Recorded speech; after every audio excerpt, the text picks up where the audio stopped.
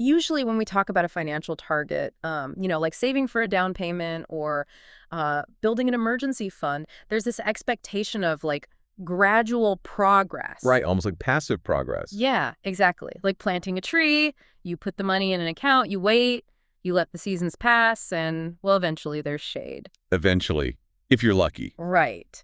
But you step into the world of student loan debt, and suddenly that whole, that planting a tree metaphor is entirely useless. Oh, completely useless. You aren't looking at a landscape of gradual growth. No, you're looking at a house on fire. Yeah.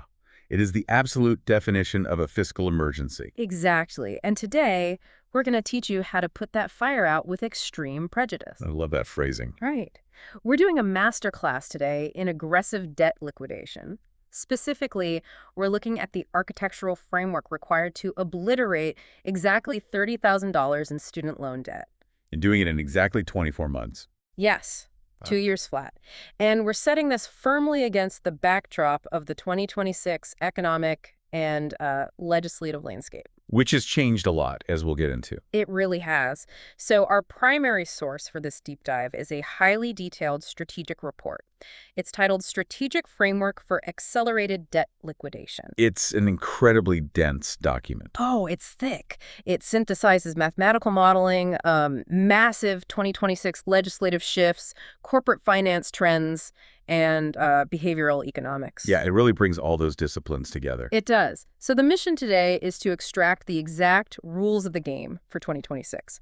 We're going to break down how you can leverage the new laws, weaponize your budget, and, exploit the AI gig economy to basically buy your financial freedom. Because that's what it is. You're buying your freedom. Right. Okay, let's unpack this. $30,000, 24 months. I mean, that isn't a casual goal. That's a sprint. It's a grueling sprint.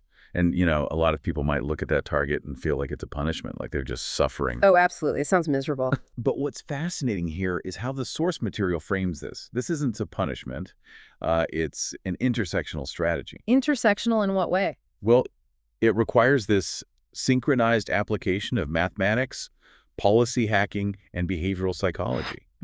Like, if we connect this to the bigger picture, the core belief we really have to establish right now is that time is the ultimate variable in debt. Time. Wait, not just the interest rate. I mean, the interest rate matters, of course, but time is the oxygen that allows the fire of debt to keep burning. Ah, okay. Right? Like, when you compress a $30,000 repayment into 24 months, you're starving the loan of the time it needs to compound. Okay, that makes sense. But before we can even begin to explore the hacks or the policies you can use to pay off the debt, we really have to understand the physics of how this debt actually grows. Yeah, you have to know the enemy before you defeat it. Exactly. So the report breaks down the 2026 to 2027 federal interest rates. And they've definitely stabilized recently, but they're still higher than what we saw like a decade ago. Significantly higher. Yeah. We're looking at 6.52% for undergraduate loans.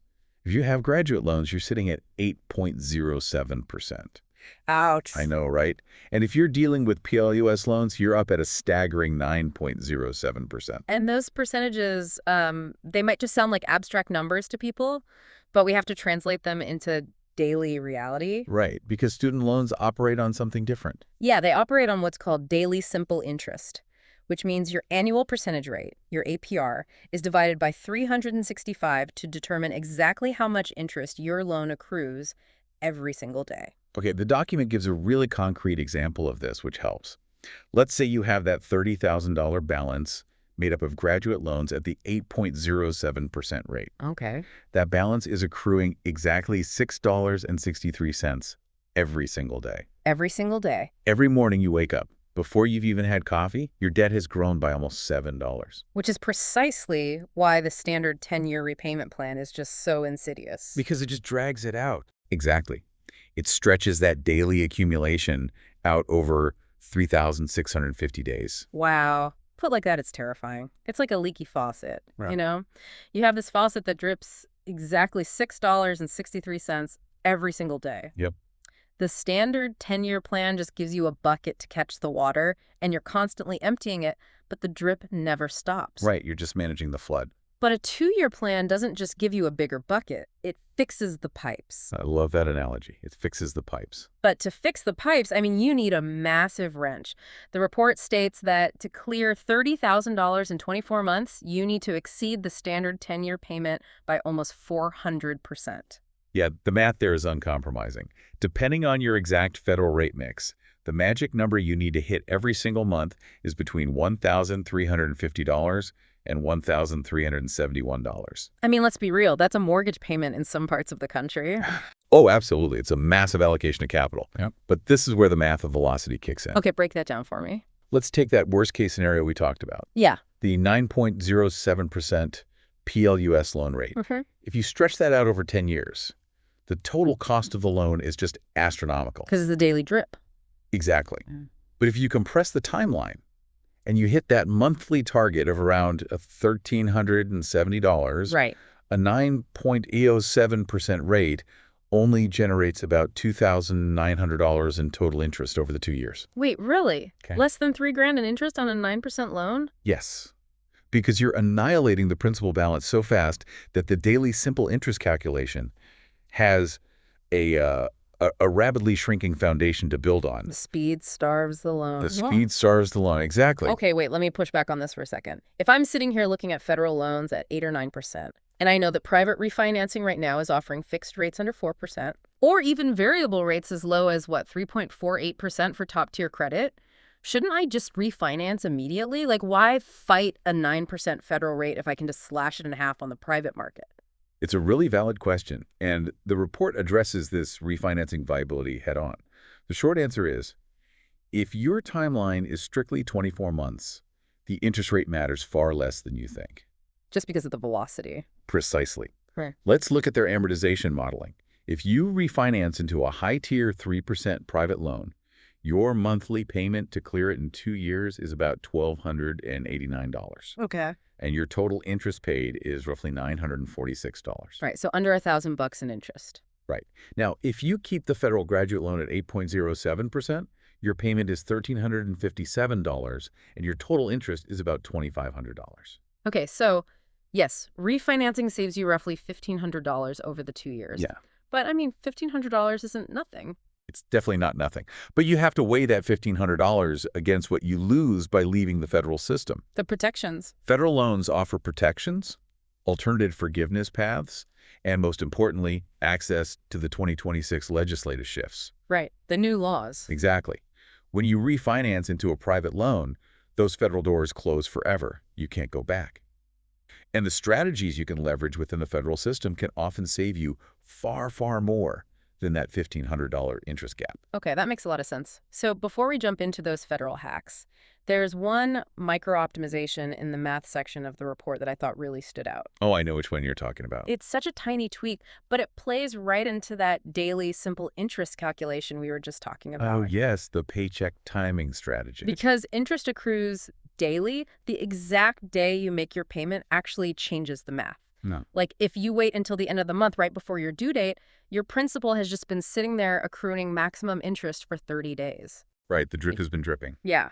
But the report points out that if you make your loan payment the exact day your paycheck hits your account, you're instantly slashing the principal balance. It's a brilliant micro-tactic. Let's say you get paid on the 1st of the month, but your loan isn't due until the 21st. Okay. By paying on the 1st, that $1,350 chunk comes off the principal 20 days earlier than it would have otherwise. Right. Which means for those 20 days, the daily simple interest calculation is based on a significantly lower number. The report notes that over 24 months, this tiny behavioral shift, I mean, literally just moving the day you click pay on the website, can cut your total interest by an additional 1 to 2%. It's incredible. It's basically free money just for changing your payment schedule. It's the essence of velocity. But, pure math and brute force payments are really only part of the equation here. To truly execute a masterclass in debt liquidation, you have to understand the environment you're operating in. Which brings us perfectly to the 2026 rules of the game. Exactly. We know the target, $1,350 a month. But how do we legally manipulate the system so that those dollars hit with maximum impact? Well, this requires a really deep understanding of the massive legislative shifts that occurred this year. The federal repayment landscape underwent its most significant transformation in a generation on July 4th, 2026. Right, with the full implementation of the One Big Beautiful Bill Act. The OBA. The OBBA. The goal of the legislation was to simplify what was a very fragmented, confusing system of income-driven repayment plans. Oh, the system had become a total labyrinth. Nobody knew what plan they were supposed to be on. Seriously. So the OBBBA essentially sunsetted several legacy plans, the Pay-As-You-Earn plan, or PAYE, and the Income Contingent Repayment Plan, ICR. They have entered a sunset phase and will close permanently by 2028. Okay. And then there's the SAVE plan. Yeah. The report notes that the SAVE plan was effectively terminated following a federal court ruling back in March of 2026. And the practical reality for a borrower right now because of that is critical. The report highlights a massive danger here, the administrative forbearance trap. Yes, this is crucial for anyone listening who is on the SAVE plan. Following that court ruling, borrowers were placed in administrative forbearance while the Department of Education, figured out the transition. Right. The danger is that time spent in this specific administrative forbearance does not accrue qualifying payment credit toward forgiveness. Meaning your clock just stops? Like if you're trying to hit a 24-month sprint, being trapped in administrative limbo is disastrous. Totally disastrous. You have to actively transition to a legal functioning plan to keep moving forward. And that legal functioning plan is the centerpiece of the OBBA. It's called the Repayment Assistance Plan, or the RAP. Right. And here's where it gets really interesting. The RAP is the mandatory option for new loans, but it's also the primary vehicle for existing borrowers. And if you're aggressive, the RAP has mechanisms you can absolutely exploit. Let's break down the RAP hack. Okay, so the RAP has a tiered payment structure. Your minimum monthly payment is scaled between 1% and 10% of your adjusted gross income, or AGI, depending on your earnings. Okay. But the two features we really care about for this 24-month sprint are the interest waiver and the principal matching. Let's talk about the interest waiver first, because this combo move is incredible. Under the RAP, if you make your calculated minimum on-time monthly payment, any remaining unpaid monthly interest is completely waived by the government. Yep, it vanishes. It prevents your loan balance from growing, but if your goal is rapid liquidation, you can actually weaponize this. Exactly. Let's walk through the math. Let's say your calculated RAP payment based on your AGI is only $150 a month. Okay, but your $30,000 loan is generating $200 a month in interest. Right. So you're $50 short of even covering the interest. Under old plans, that $50 would just stack up. But under the RIP, if you pay the $150, the remaining $50 of interest is waived. It's gone. Wow. So the combo move is this. You use that low minimum payment as a shield. You make the $150 payment to trigger the interest waiver. The government wipes away the rest of the interest for that month. Right. And then the very next day, you drop your massive extra payment, the remaining $1,200, to hit your $1,350 target. Exactly. Because the interest was already handled and waived, that entire $1,200 is a direct strike against the principal balance. It's a highly tactical maneuver. You're ensuring that 100% of your extra capital is destroying the core of the debt, rather than just keeping up with the accrued interest. It's brilliant, like a video game combo move. And the report also mentions principal matching.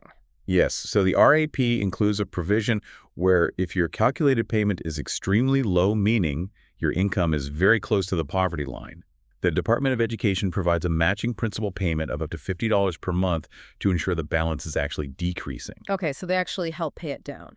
Yeah.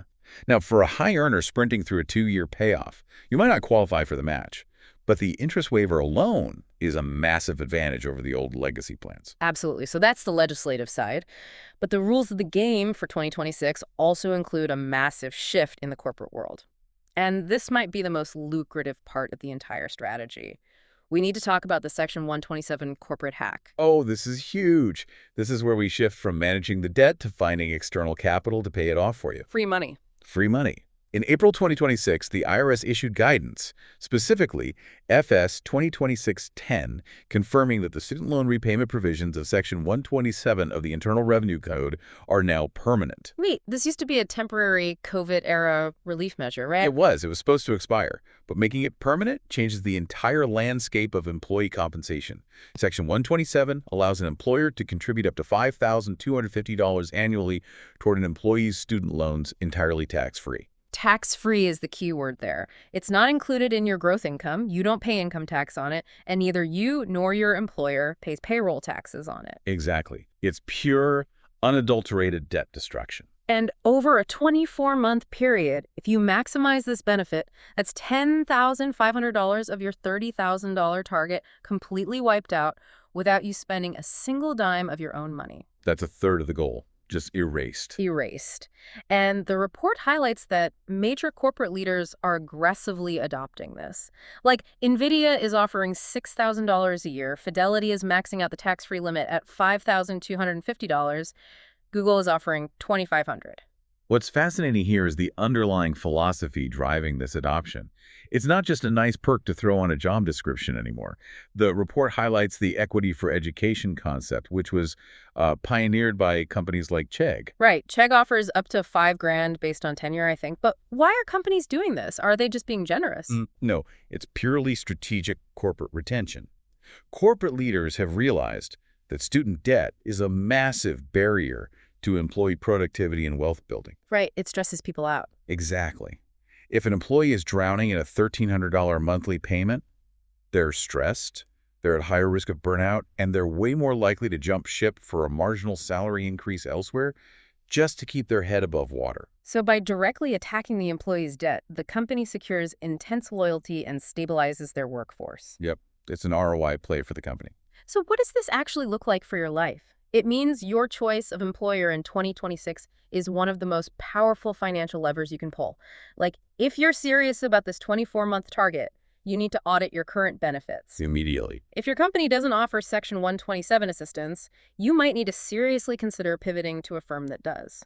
Securing a job at NVIDIA or Fidelity functionally pays you an extra $5,000 to $6,000 a year that goes straight to the principal. It dramatically lowers the degree of difficulty for the rest of the plan.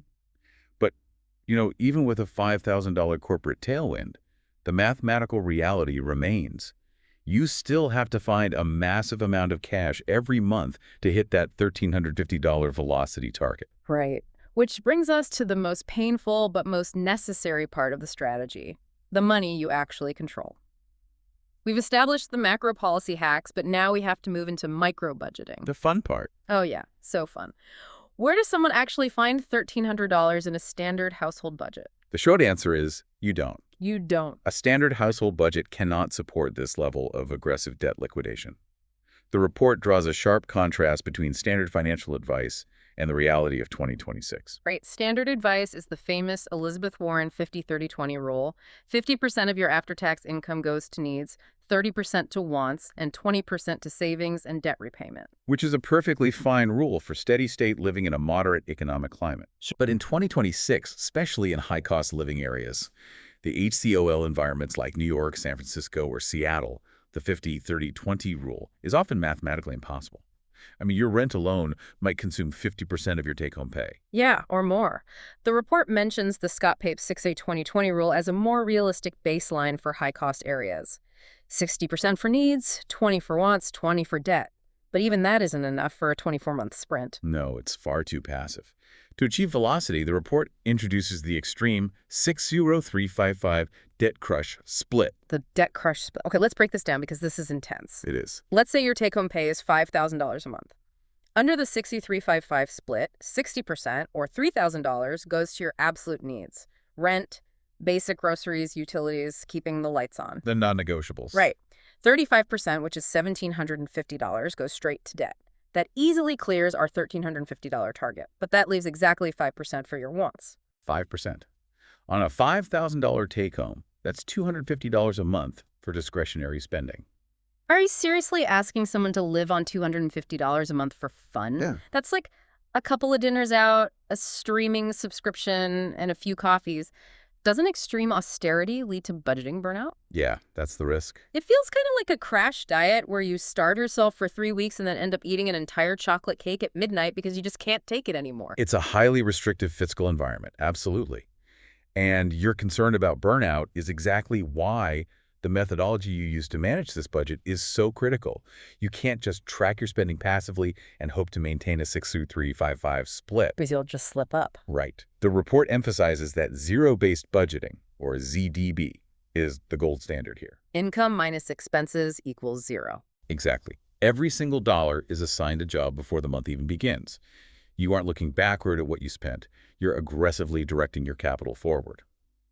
And the software ecosystem in 2026 offers two primary paths for this: every dollar and YNA, which stands for You Need a Budget. The report compares these two, and it seems like a philosophical choice. Like, every dollar is deeply integrated into the Dave Ramsey ecosystem. It's very rigid, very guided, which is probably great for beginners who need someone to just hand them a roadmap and say, don't deviate. It provides a high level of accountability. But the report highlights YNA as a particularly powerful tool for this specific 24-month sprint because of its flexibility and its underlying rule system. Okay, what are the rules? YNAB operates on 4 rules.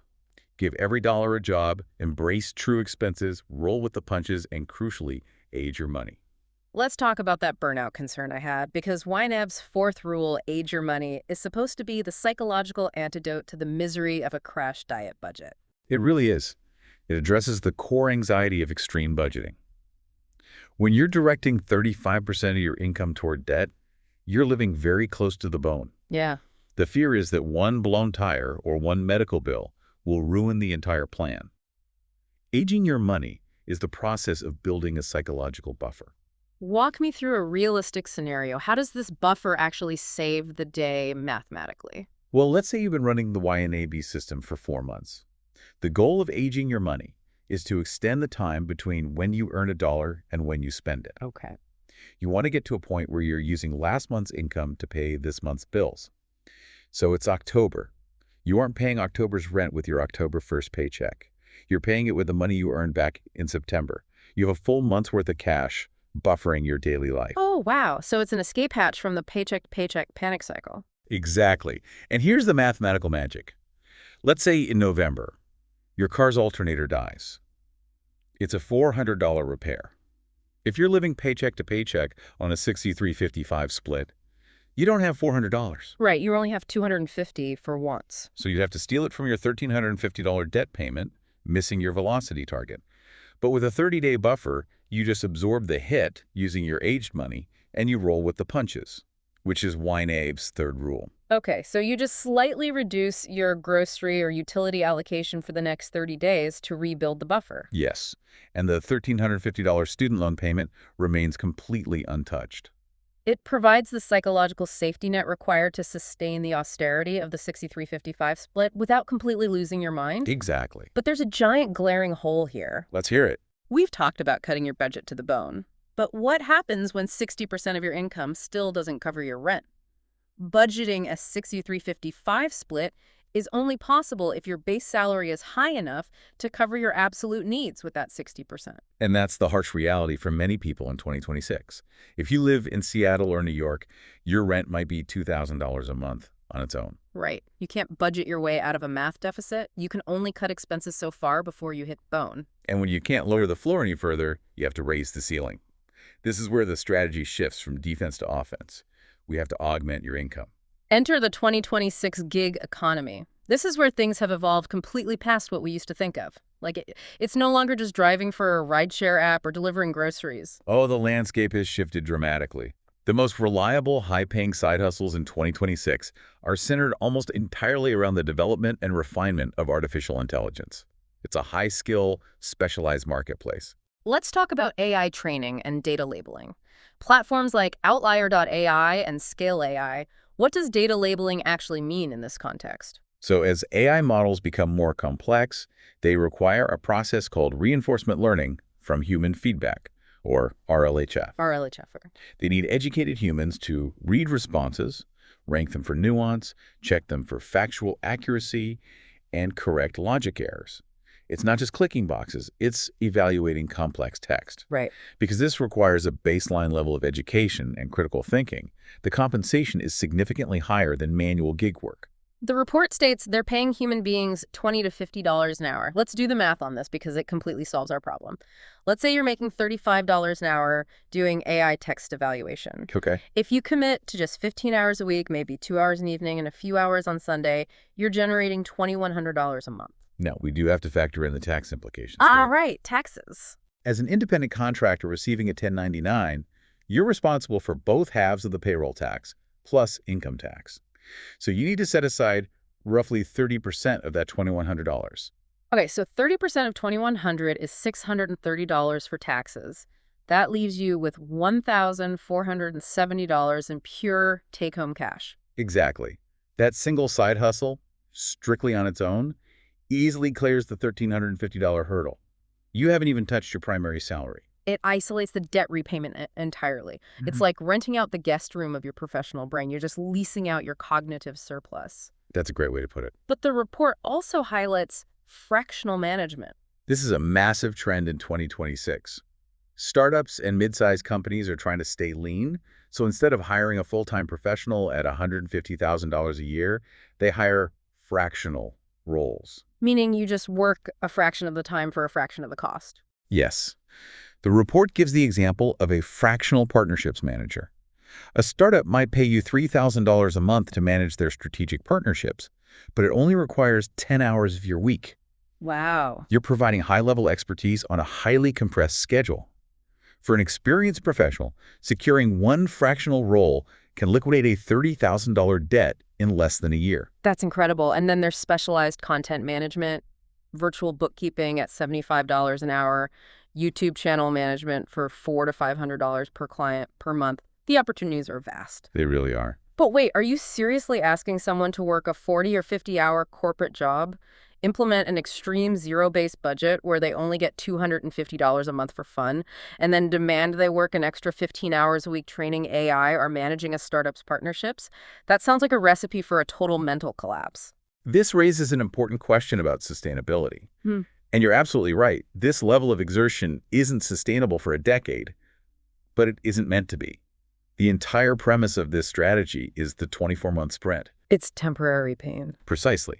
You're trading 2 years of intense, hyper-focused labor for decades of financial freedom. The barrier to entry for AI training is surprisingly low for college-educated borrowers. You can do it from your couch. Right. You don't have to commute to a second job. No. You're simply turning spare evening hours, hours previously spent scrolling or watching television, directly into loan principal destruction.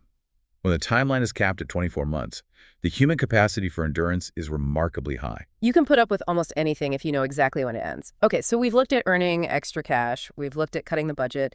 Let's talk about the biggest rock in the jar. What if you could manipulate your single biggest living expense housing to just pay the debt for you? Oh, this is where we look at housing not as an expense, but as a strategic asset. The traditional path of renting a one-bedroom apartment in a city center is a massive drain on capital. To hit velocity, the report explores tactical housing, starting with house hacking. House hacking. Living in a primary residence but renting out a portion of it to cover the mortgage. But the report highlights a pivotal policy shift from March 2026 that changes everything here. Yes. Fannie Mae updated their lending policies regarding accessory dwelling units, or ADUs. An ADU is a secondary housing unit on a single-family residential lot. Think a basement apartment, a converted garage, or a backyard cottage. So what did Fannie Mae actually do? Previously, qualifying for a mortgage to buy a property with an ADU was difficult if you had a high debt-to-income ratio, or DTI. Which most student borrowers do. Exactly. When you apply for a mortgage, the bank looks at your monthly jet obligations compared to your income. A $30,000 student loan balance usually skewed that ratio, locking borrowers out. But the March 2026 policy shift allows borrowers to use the projected rental income from that ADU to qualify for the mortgage in the first place. Walk me through a DTI calculation before and after this rule, just so we're clear. Okay, let's say your monthly income is $5,000. You have that $1,350 student loan payment plus a car payment. Your DTI is already pushing 35% before you even add a mortgage. Under the old rules, you'd be denied. Because it's too risky for the bank. Right. But under the new rule, if you find a house with a basement apartment that the appraiser says could rent for $1,200 a month, the bank adds that $1,200 to your income column. Wait, really? Yeah. Your monthly income is now calculated at $6,200. Your DTI drops, and you qualify for the loan. That's massive. It specifically solves the DTI ratio problem that has kept a generation of student debtors out of the housing market. It's a game changer. And the mathematical synergy here is profound. If you buy that house, live in the main area, and rent the ADU for $1,200 a month, that rental income covers almost 90% of your $1,350 student loan payment. You're quite literally having your tenant pay off your student loans while you simultaneously build equity in real estate. It transforms housing from a passive drain into an active income stream. It's a phenomenal wealth-building tactic. But buying a home isn't feasible for everyone, especially in those HCOL markets we discussed earlier. If you're stuck in Denver or Austin, buying is practically impossible on a normal salary. Yeah, that's fair. The report validates the classic single-family home with roommates model as the alternative. If you rent a 3-bedroom house and sublet 2 of the bedrooms, the combined rent from your roommates can often cover 75% of the total rent. Which drastically lowers your required housing allocation in that 60355 budget, freeing up massive amounts of cash. Exactly. And if you don't want roommates, there's the ultimate 2026 hack, geographic arbitrage.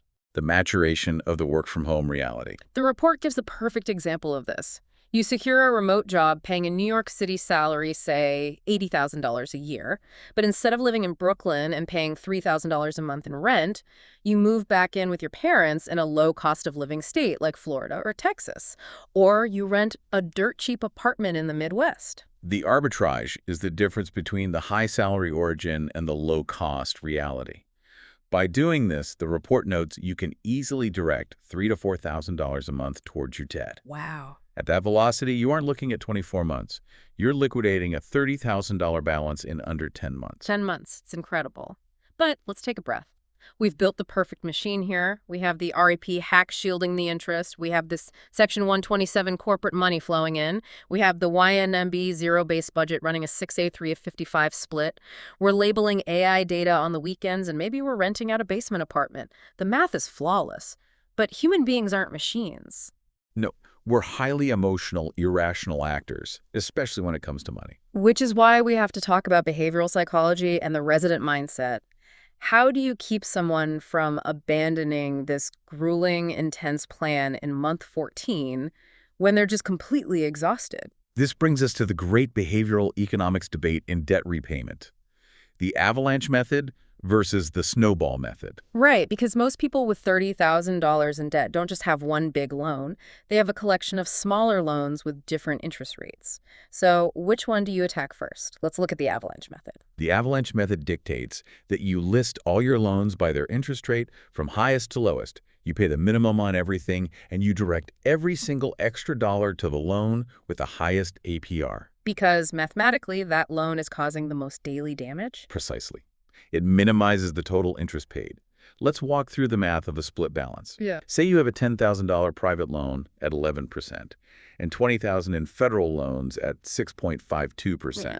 By attacking the 11% loan first, the Avalanche method saves the borrower over $1,000 in interest over the 2-year span compared to attacking the lower rate first. It's mathematically superior. But then there's the Snowball method. The Snowball method, famously championed by Dave Ramsey, ignores the interest rates entirely. You list your loans from the smallest balance to the largest balance. You attack the smallest one first, regardless of its rate. Okay, I get the math of the Avalanche. Saving $1,000 over 2 years is great. But honestly, $1,000 over 2 years feels really abstract when you're in the trenches of a 6-day 355 budget. Isn't the Snowball method basically the financial version of making your bed in the morning? You do it to build momentum. That's a perfect analogy. The Snowball method prioritizes a quick psychological win. And the report totally agrees with the necessity of this. If we connect this to the bigger picture, it's about self-efficacy, the borrower's belief in their own capacity to execute the plan. The report says that research shows closing a small account in month 3 provides a massive dopamine hit. And that specific chemical reward is the exact psychological fuel required to sustain that grueling $1,350 pace for the remaining 21 months. It's the triumph of psychology over pure mathematics. You might technically pay a few $100s more in interest over the 2 years by ignoring the highest rate, but you actually finish the race. Which is the whole point. The Avalanche method might look perfect on a spreadsheet, but if the lack of visible progress causes you to quit in month 14, its mathematical superiority is entirely worthless. You have to know yourself. If you need the dopamine, roll the snowball. Speaking of psychology, the report discusses this concept called the live like a resident mindset. What is that? It's a concept borrowed from the medical community, specifically highlighted by platforms like the White Coat Investor. When a medical student graduates and begins their residency, they're finally earning a salary, but they still have massive, often six-figure student debt. The philosophy is to maintain the frugal, constrained lifestyle of a student for the first 2 to 3 years of their professional life, even as their income triples or quadruples as an attending physician. Oh, so don't upgrade the car, don't move to the luxury apartment, just freeze your lifestyle. Exactly. Prevent lifestyle creep entirely. By living like a resident, they capture that massive gap between their new high income and their old low expenses, and they hurl that entire gap at the debt. That makes total sense.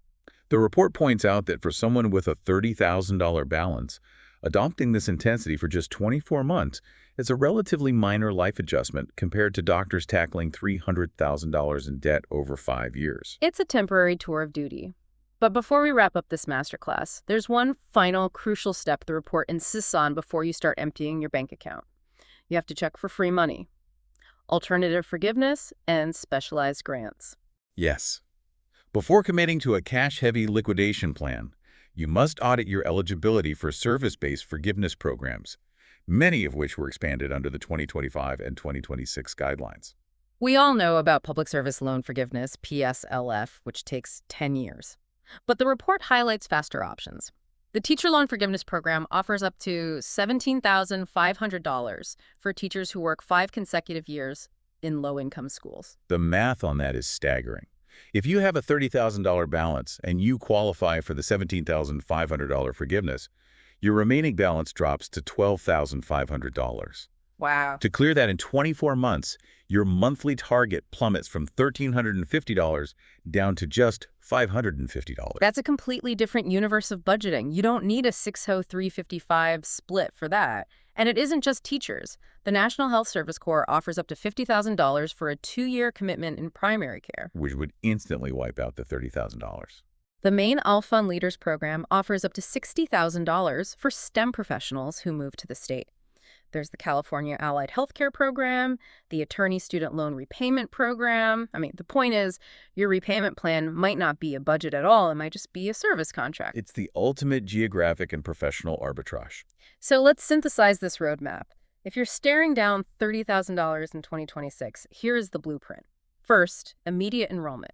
Transition to a legal plan like the RAP to avoid administrative dead ends and to access that interest waiver. Yep, get out of forbearance. Second, perform an employer audit. Find a company utilizing Section 127 to get that tax-free $5,000 tailwind. Third, adopt the debt crush budget. Get YNA, run a zero-based budget, and age your money to build a psychological buffer. Beautiful step. Fourth, income stacking. Spend 10 to 15 hours a week in the AI gig economy or fractional consulting to generate an extra $1,000 a month. And finally, look at housing hacks, ADUs, roommates, or geographic WFH arbitrage. By integrating these disparate elements, you transform a terrifying monthly requirement into a distributed system.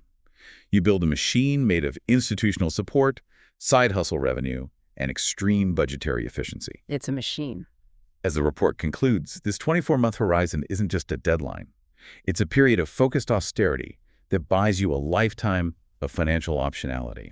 Looking at all this, especially the surge in companies offering Section 127 benefits under that equity for education philosophy, it leaves me with one final thought. We're seeing companies like NVIDIA and Fidelity basically treat student loans like an emergency that requires their intervention to keep employees productive. We are. So here's the question. If corporate America is increasingly recognizing that student debt is a fundamental barrier to their own workforce stability, will we soon see a future where student loan repayment isn't just a perk, but is as standard and expected as a 401k match. Are we witnessing the beginning of a total shift, where the burden of education costs moves entirely off the individual and onto the balance sheets of corporate America?